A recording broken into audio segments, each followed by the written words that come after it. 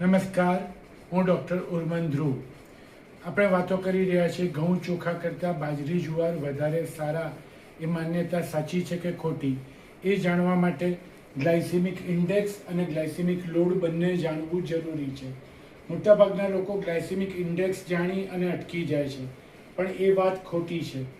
Glycaemic index આપણને જણાવે કે આપણા ખોરાકમાં રહેલું કાર્બોહાઈડ્રેટ એટલે કે ધાન કેટલી ઝડપથી લોહીની સુગર વધારે. પણ ગ્લાયસેમિક લોડ એ બતાવે કે તમે જે પ્રમાણમાં ખોરાક ખાધો એમાંથી કાર્બોહાઈડ્રેટ કેટલી સુગર વધારે. શબ્દોમાં ફેર જોઈ લેજો, કેટલી ઝડપે ગ્લાયસેમિક ઇન્ડેક્સ અને કેટલી એ ગ્લાયસેમિક લોડ.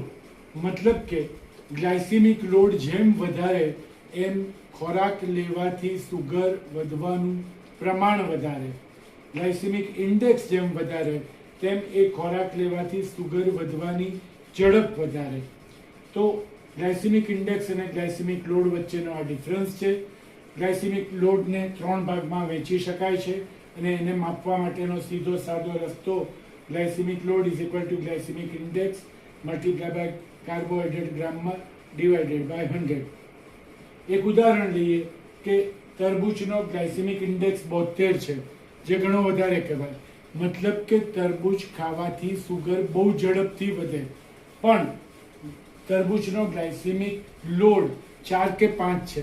મતલબ કે એને ખાવાથી સુગર બહુ ના વધે, ઝડપથી વધે. એટલે આ વસ્તુ જાણવાનો ફાયદો શું? તો ગ્લાયસેમિક લોડ જેમ ઓછો એમ ડાયાબિટીસ અને વજન બંને કાબૂમાં રહી શકે. અને એ કરવા માટેના રસ્તા: નંબર 1, ખોરાકની માત્રા ઉપર ધ્યાન રાખવાનું. નંબર 2, રેસાવાળો પદાર્થ વધારે લેવાનો.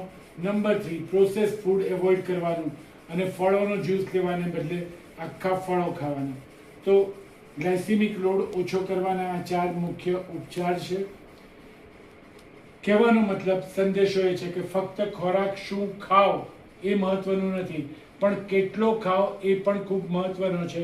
અને એટલે જ ગ્લાયસેમિક લોડ માપવો જરૂરી છે. આખી ચર્ચા આપણે કરી છે અલગ અલગ ધાનમાંથી કયું વધારે સારું. તો આવતીકાલના મેસેજમાં ફાઇનલ જવાબ ઘઉં ચોખા સારા કે બાજરી જુવાર સારા. તમારા પ્રશ્નો 9327020958 ઉપર મોકલી શકો છો. અને આપ જરૂર પડે તો એ જ નંબર પર મેસેજ કરીને અમારા વોટ્સએપ ગ્રુપના સભ્યો થઈ શકો છો. તો અહીંયા આજે રોકાઈશું. ડૉક્ટર ધ્રુવ તરફથી નમસ્કાર.